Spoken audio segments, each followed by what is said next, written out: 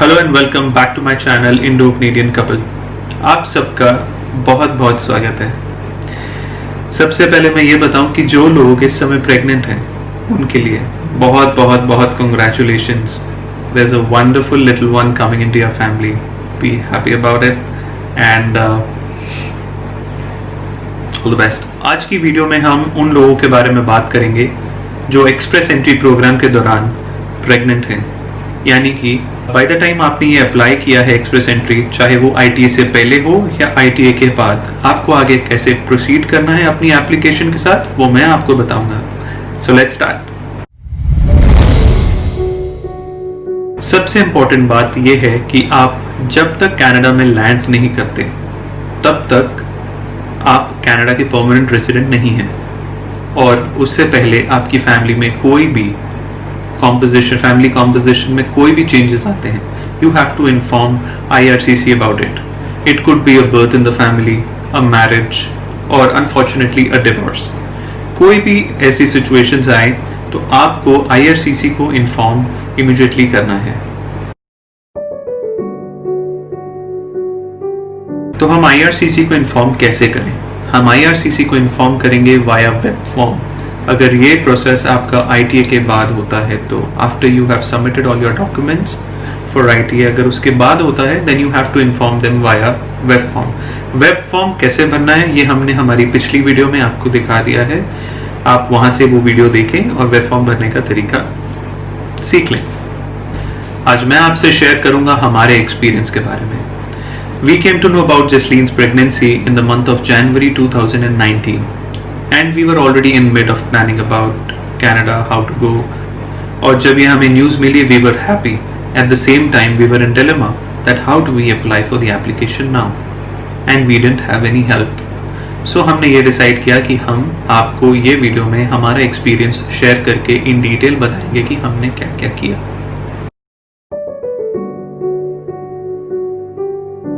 हमने मार्च 4 को अपनी एक्सप्रेस एंट्री प्रोफाइल सबमिट करी। मार्च 6 को हमें ITA मिल गया और we got 2 months time to submit all the documents. So within that 2 months हमने अपना मेडिकल जमा किया as late as possible, somewhere around 25th of April. And 30th को हमने पूरे डॉक्यूमेंटेशन सबमिट कर दी and we got our acknowledgement of receipt on 30th. इस दौरान जो हमने मेडिकल दिया था उसमें हमने जसलीन का एक्सरे नहीं कर पाया क्योंकि उनके डॉक्टर ने उन्हें मना कर दिया था स्ट्रिक्टली कि do not get an X-ray done. हालांकि when we went to Max hospital in Lajpat Nagar, doctor said हम सामने एक प्लेट लगा देंगे and the X-ray can be done without any threat to the baby, but we were still very unsure about it and we didn't want to take any chance. I would also suggest you people not to take any chance because it's a matter of life and nothing is more important than that life, not even Canada. तो बस फिर क्या था, हमने x ray defer कर दिया और x ray defer करने के बाद, एक्सरे डेफर का मतलब होता है कि we are not getting the X-ray done and we'll get it done at a later stage after the delivery of the baby.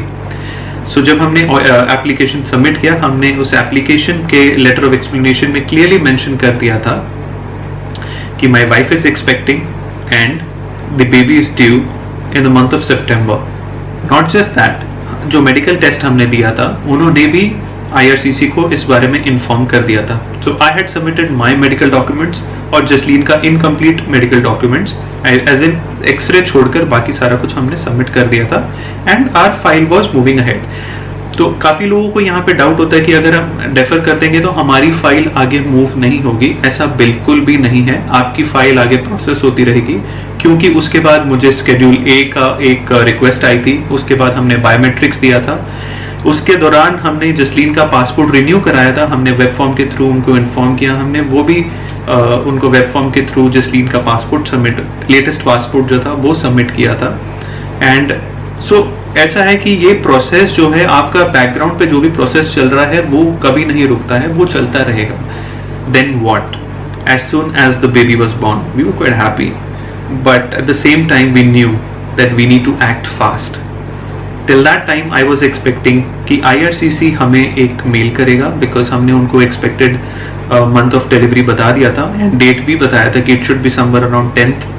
So we were blessed with a baby girl on 2nd of September 2019 और उसके बाद we waited till 11th or 12th, but we did not receive any mail from IRCC regarding this, and then we took it on our own hands to inform the IRCC via web form that we have a baby, and उनके documents के साथ में हमने वो submit कर दिया.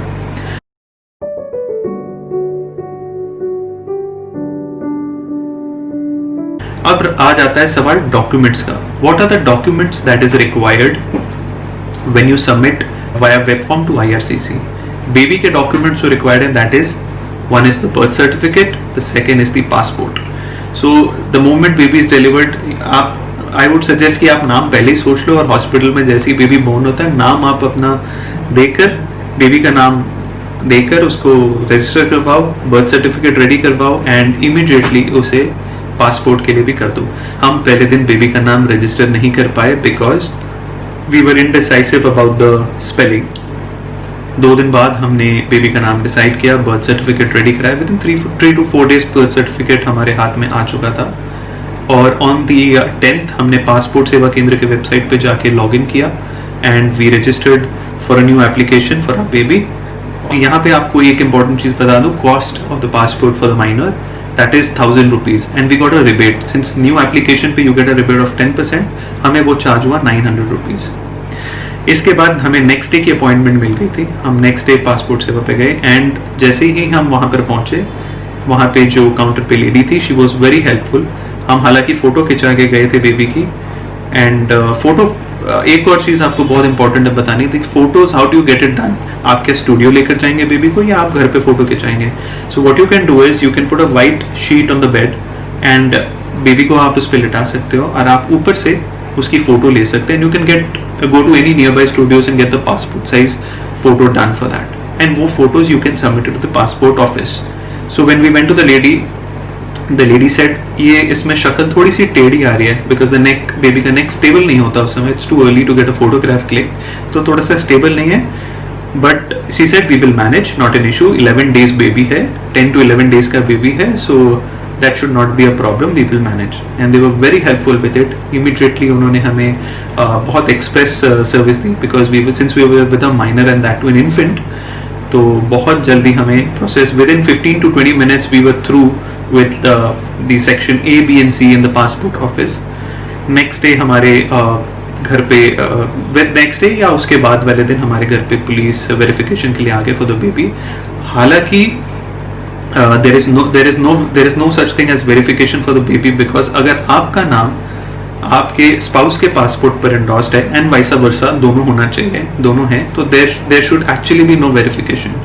हमारे में वैसा था, बट हमारे पासपोर्ट पे ये इशू था because the address of my wife and mine was different in the passports, दो हमारे स्पाउस के नाम दोनों उसमें इंडोर्स थे.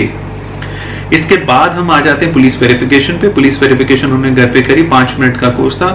This officer had come in, चाय पिया, साइन करा and he left, and the very next day और the day after we received a passport.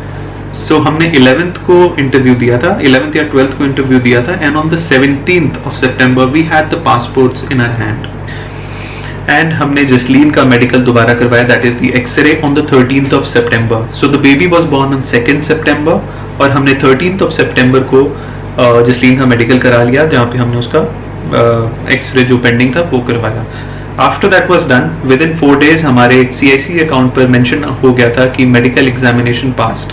ये इसके 10 से 12 दिन के बाद हमें एक रिक्वेस्ट लेटर आई from IRCC, that is on 4th of October, कि आप $150 जो चाइल्ड फी था वो आप जमा करें, and also submit 2 forms along with it, जो जिसकी डिटेल उन्होंने उस पर लिखी हुई थी, that is form IMM 0008, and the other one was, just a second I'll tell you,